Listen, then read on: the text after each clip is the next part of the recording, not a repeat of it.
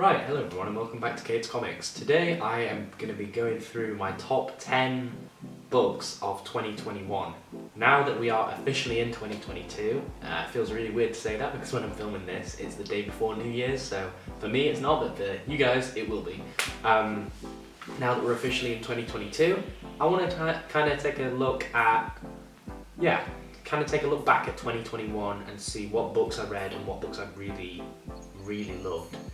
I don't know whether or not to do a worst list. I kind of want to keep it positive, but if you guys do want to see me do a top 10 worst books that I read, that's something I could do. If you want to see me do that, then let me know in the comments down below, and that's always something I can do. This is actually 11 because when I was picking this out, I really couldn't narrow these down. So this is actually 11 books, but top 10 always does better on YouTube and looks better in the title. So I've kind of lied to you, but it's for your benefit. Okay, right, so 2021 was a really good year for me in terms of YouTube, in terms of meeting people, and in terms of the comic community.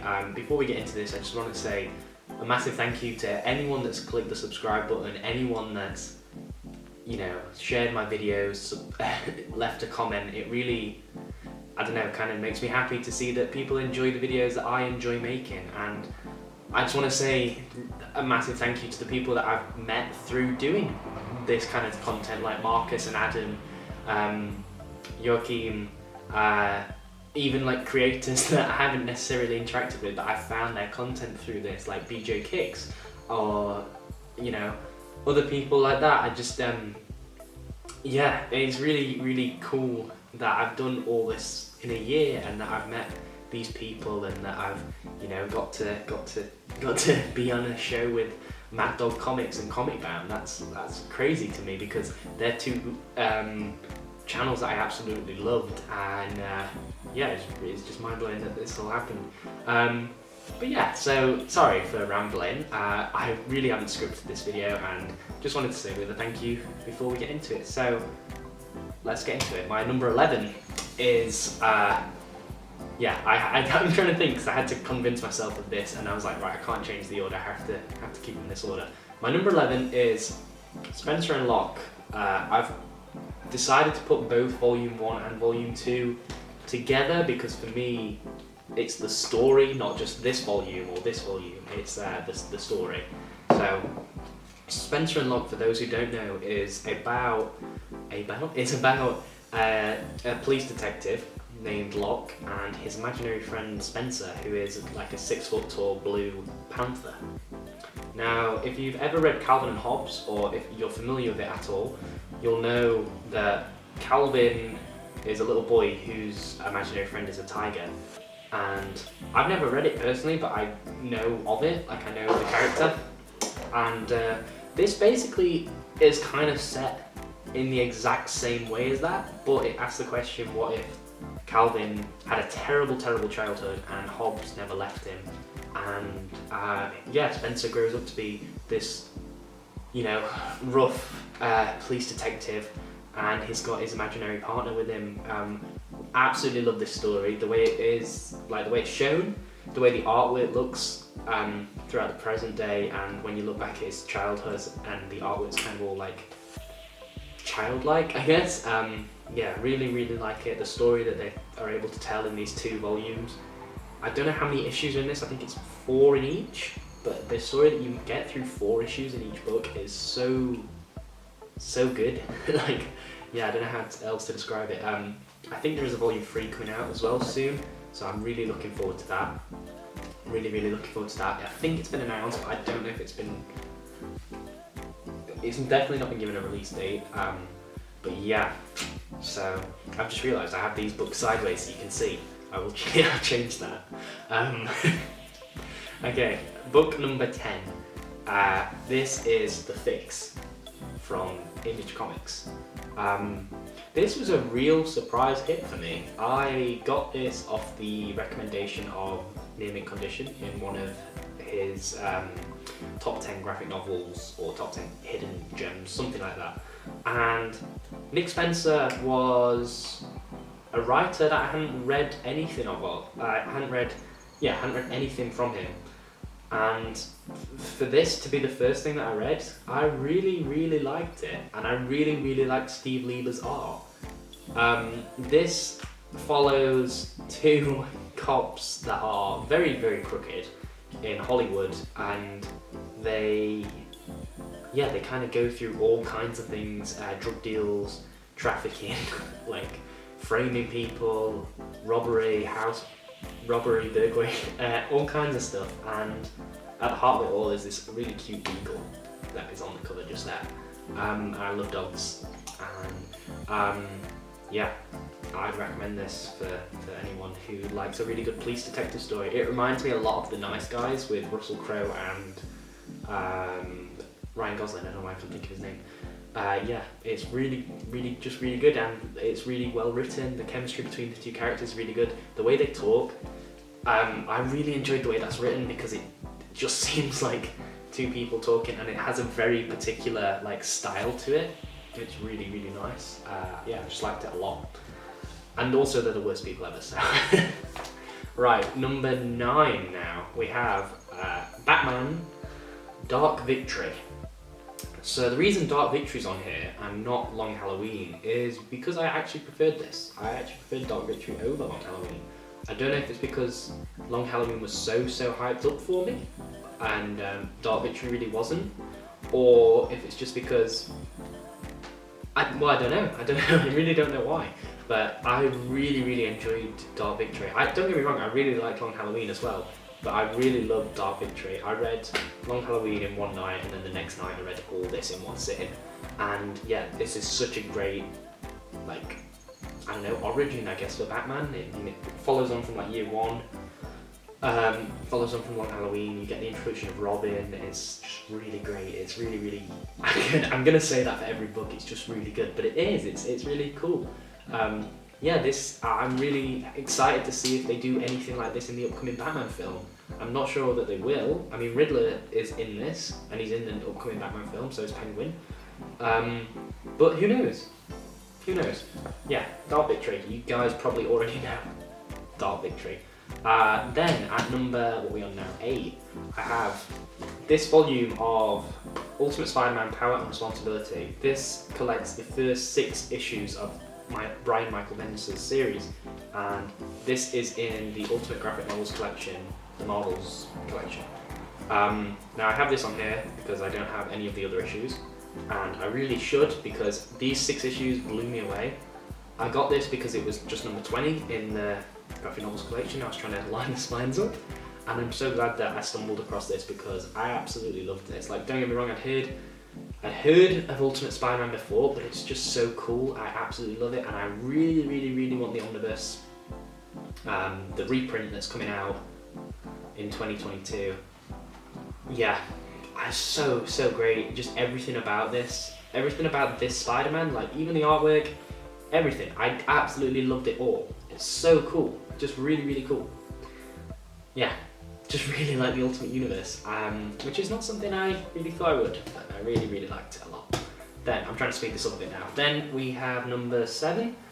This is Kraven's Last Hunt, which I did a video on. I reviewed Kraven's Last Hunt, and it is exceptional. It's so great. It blew me away, and I want to get this in oversized hardcover, in whatever format best suits it. I absolutely love this book.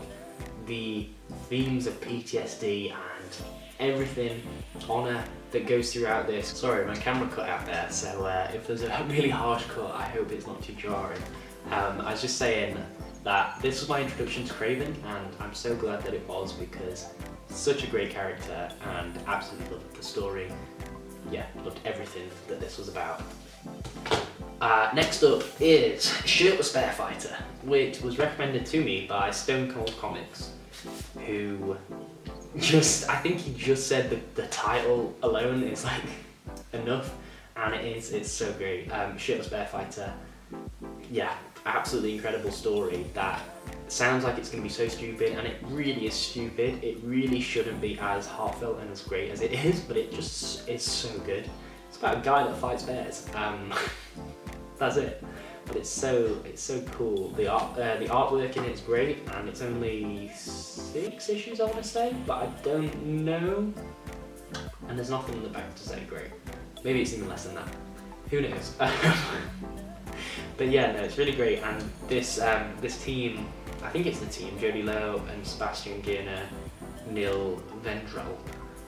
I know Jody Lowe definitely has done, is it The Weatherman? I think that's another book that they've done, which I might try and pick up in 2022. So that might be on one of my episodes of 5 Recent Reads.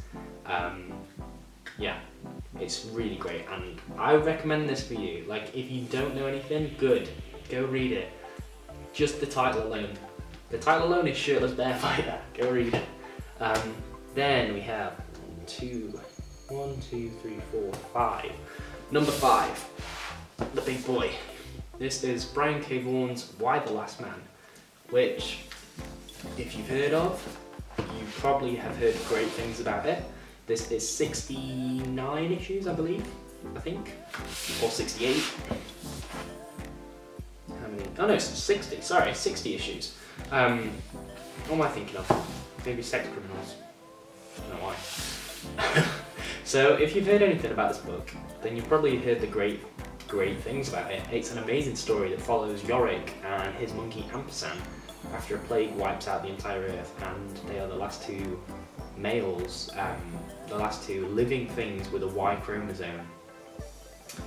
Yeah, they're and it follows kind of them finding out why this happened, what happened, and basically the whole story is Yorick wants to go to Australia to see if his girlfriend's okay, because she's in Australia, he's in America. But along the way, he has to work out why he's the last man alive, and I don't want to spoil anything, but the ending for this, like the last few issues, really came out of nowhere for me and really, really blew me away. Like the last panel in this book, I just think about it all the time. Yeah, I just think about the last panel in this book all the time. So it's really, really stuck with me. It's really great. It's a really great story. Yeah, it's a bit of a more mature one. I don't think there's been anything really that's been quite mature. I mean, The Fix, I guess, and Spencer and Locke, kind of, but this is probably like a little bit more mature. There's like nudity and things in this, but yeah, no, it's really great, really, really great story, and Yorick's character is really cool. I just like him. I can see why people really like this story. Next up, we have, coming in at number 4, Old Man Logan. Another one which was that I think SCC sent me this. Yeah, he did send me this, and I'm so glad that you did, because this turned into one of my favourite reads of the year. This follows an Old Man Logan, who, it's been 50 years or something like that since he popped his claws, and you find out throughout the book why it's been so long and why everything has gone to hell. There's mutants, there's a giant skeleton of Giant Man, there's dinosaurs, venomized T-Rex, the Spider-Mobile, all kinds of crazy stuff in this. A blind Hawkeye. Yeah, it's so wacky and off the wall, and it's Mark Miller, who I've always enjoyed his writing. Yeah, really like it a lot. It's a great story, and it's very kind of like powerful. It's also a mature one. Coming in at number 3, we have yet another Spider-Man book. Who'd have thought? This is J. Michael Straczynski's Spider-Man Coming Home. So, the reason I have this one, again, is because it's in the Ultimate Graphic Novels collection, and this book has made me want to buy an omnibus more than anything.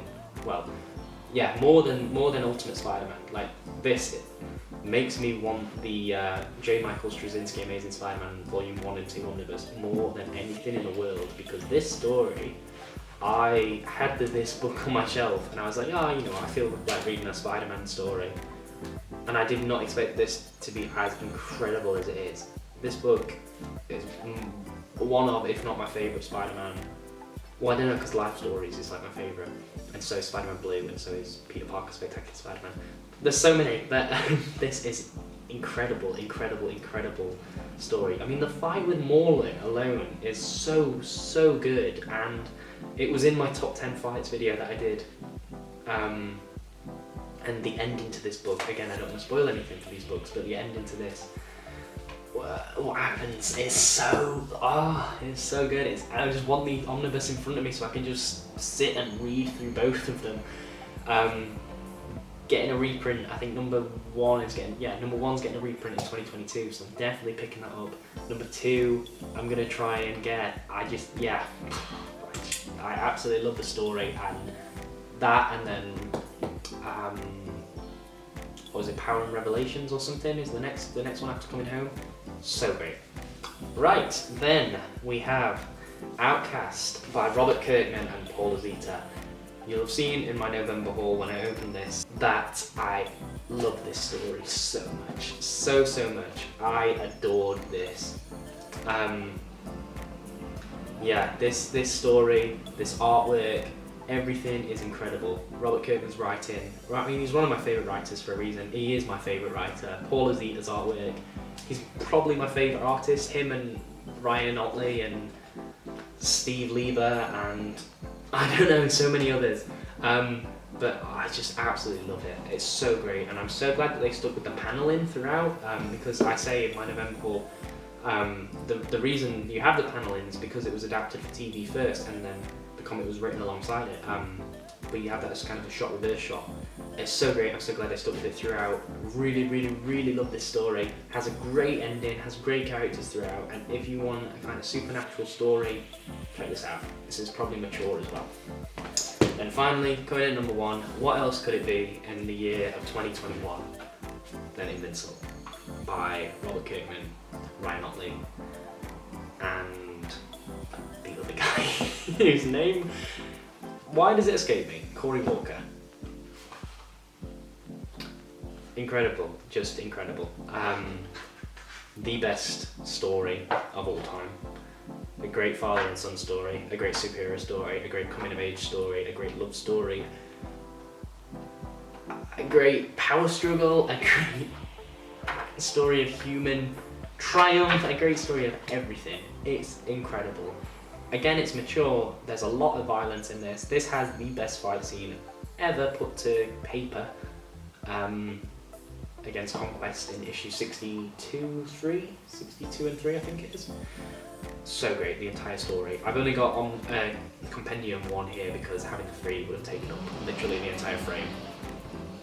Sorry about that, motorbike, if you hear that. But yeah, no, so great. Absolutely adored this, and even though I finished it fairly recently, it might be time for a reread because flicking through this makes me want to relive these moments again. Yeah, what Robert Kirkman's able to do throughout this story, and even throughout issue to issue, is some things I never thought I'd see in a comic, and some things I never thought I'd see further in the story when I was reading this originally. Yeah, it was really the Amazon Prime show that got me into this, so I have that to thank, and yeah, I started reading that because of the Amazon Prime show, and I'm so glad I did because the ending to this story is fantastic, things that happen along the way are fantastic, the evolution of Mark Grayson as a character is fantastic. It's my number 1 for a reason. My favourite book, it's my favourite comic of all time,